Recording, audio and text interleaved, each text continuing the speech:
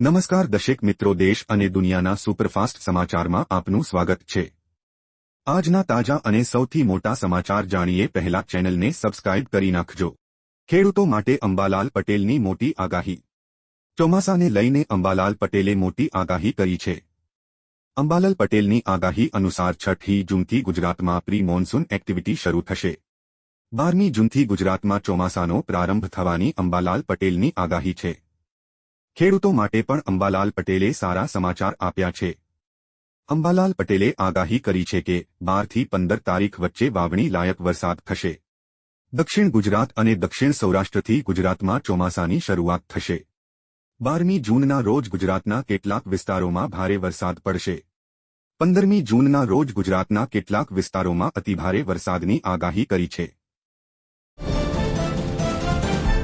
Petrol અને ડીઝલના ભાવમાં વધારો। લોકસભાના પરિણામ બાદ પેટ્રોલ અને ડીઝલના ભાવ જાહેર કરવામાં આવ્યા છે। 5 જૂનના રોજ પણ પેટ્રોલ અને ડીઝલના ભાવ એ જ છે અને અહીં કોઈ ફેરફાર કરવામાં આવ્યો નથી। જો કે માર્ચમાં પેટ્રોલ અને ડીઝલના ભાવમાં ઘટાડો કરવામાં આવ્યો હતો। લોકસભા ચૂંટણીની મતગણતરી હવે પૂર્ણ થઈ ગઈ છે। ભાજપને 240 બેઠકો અને કોંગ્રેસને 99 લોકસભા બેઠકો મળી છે। 14 માર્ચે ઓઇલ કંપનીઓ દ્વારા પેટ્રોલ અને ડીઝલના ભાવમાં સુધારો કરવામાં આવ્યો હતો। પેટ્રોલ અને ડીઝલના ભાવમાં પ્રતિ લીટર 2 રૂપિયાનો ઘટાડો જાહેર કરવામાં આવ્યો હતો। તે પછી ઘણા શહેરોના લોકોને સસ્તા પેટ્રોલ અને ડીઝલની ભેટ મળી। 2000નો 17મો હપ્તો જાહેર। ભારત સરકારની મહત્વાકાંક્ષી યોજના પ્રધાનમંત્રી કિસાન સન્માન નિધિ યોજનાનો દેશભરના લાખો ખેડૂતો લાભ લઈ રહ્યા છે।